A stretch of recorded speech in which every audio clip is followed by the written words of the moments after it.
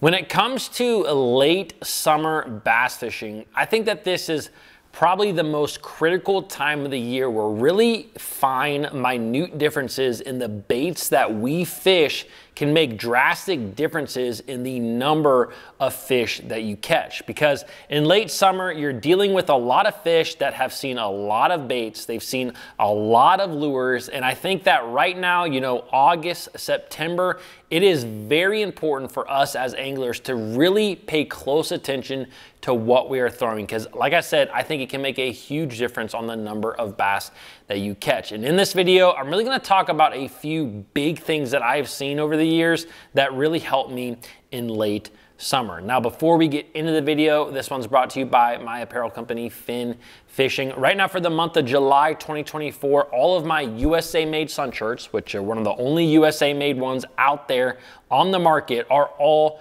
20% off, just straight 20% off, whether you buy one or you buy 10. I know if you buy 2 or more, you also get free shipping. So I'm gonna leave a link down below in the description. Shopping at Finn Fishing is truly the best way to help support this channel. All right, let's talk about late summer bass fishing. Like I said, when we get into late summer, you know, August, September, you know, the temperature is really hot. And with that being said, the fish have just seen a lot. They have, almost every bass out there has seen pretty much all of our favorite lures. And I find that more and more during late summer, really small, minute changes in the baits that we throw can just make a big difference on the number of bass we catch. Now, one of those things that I wanted to talk specifically about is the sound of our baits. I think sound becomes a very critical role in summer. And this can really go both ways, but the way that I have found,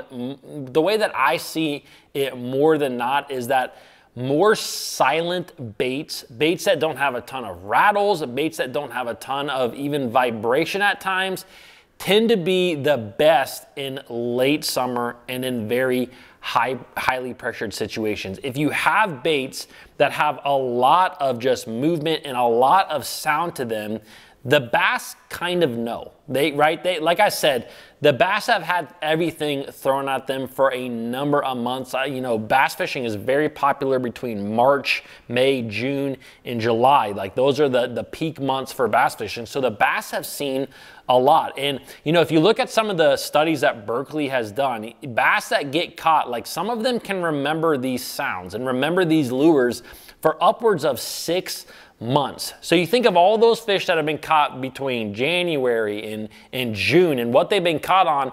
I'm not saying, obviously we have a lot of fish that are just super aggressive and they're going to continue to bite, but there are fish that have been caught, and a lot of times on moving lures and lures that have a lot of sound, that if you take that sound away, you will start to get a lot of bites. For example, about this time last year, I was on a couple of really good deep cranking bites, and it was all about a silent crankbait. I could throw the exact same crankbait, exact same color, exact same diving depth, but one had rattles and one had not, and it was the difference between, it was like a 10 times difference. Like you would catch one fish with rattles, you would catch 10 fish if you had a silent bait. Like it can make that big of a difference just with sound. Now, another thing that I really want to talk about is speed. I think that speed becomes extremely important, again, of your baits this time of year. And what I believe is that you have to be on opposite ends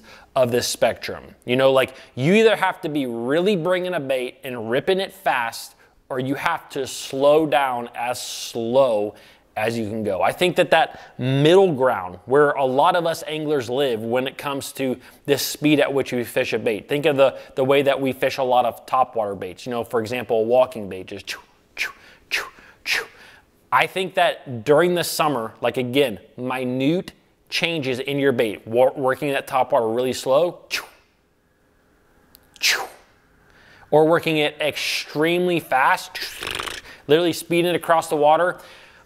Doing those retrieves over the same retrieve that we all do is going to catch you a lot more fish. Or fishing baits that are a lot quicker, ones that just come across the water really, really fast, again, or you have to slow down. Like I can't tell you how many times in the summer where I found a group of fish, and even like my crankbait scenario that I was just talking about, you find a group of fish, you catch a few on a crankbait, but then you realize like these fish are no longer eating this bait. And what do? You have to pick up a bait like a Carolina rig, or a big worm, or a finesse style bait, something that you just drag super slow. I think, again, in the summer, late summer, with high pressure, you would be amazed at how many bites you get by slowing way down or speeding way up. If you kind of live in the middle, you're kind of living where everyone else does as well. And so I just think that speed and sound are very, very important. Now, the other really important aspect is that you see in a lot of our lakes and reservoirs across the nation that in the summer, before the lake turns over in the fall, is typically one of the clearest that these lakes will get. You know, in the springtime, you have a lot of rains, you have a lot of nutrients entering the water can be off color, and in the summer, you tend to have more drier conditions, and that water starts to really clean up. And when it gets really clean like that, the colors of our baits become more important than I think they are at any point of the year. And for me, a lot of times, I'm going to go with very natural and translucent baits a lot of the time. So, you know, the difference between catching fish and not out there sometimes can be the difference between using a shad colored topwater and a translucent see-through color topwater. Because you'll see a lot of times that bass will come up to that bait kind of in a similar manner, but you'll hook a lot less of them with a bait that is actually natural colored. It's white, but what you really need to be doing is throwing that translucent color where it's like they almost can't see it. Like color, I hate, you guys know, I don't love the color game, but in this kind of August, September timeframe, I think you have to be as natural as you can with your baits. I'm throwing a lot of, you know, very natural colors. As a matter of fact, just recently, I was fishing up on Lake St. Clair. You know, it's a smallmouth fishery, and I was catching a lot of fish on a translucent colored spy bait. And I threw a couple of other spy baits that day, and it was by far the one color that was more translucent was the one that they were eating, and they were so aggressive on this bait. It was amazing. It was a lot of fun. It was a lot of fun catching them. As a matter of fact, I just did a lake break video of that day over on Bass Fishing HQ. And I'm actually gonna leave that linked right here. So if you guys wanna watch me out there on the water, catching some big smallies, click this video right here. Also, don't forget to check out Fin Fishing on this link right here. All right, I appreciate you guys watching, and I will see you tomorrow.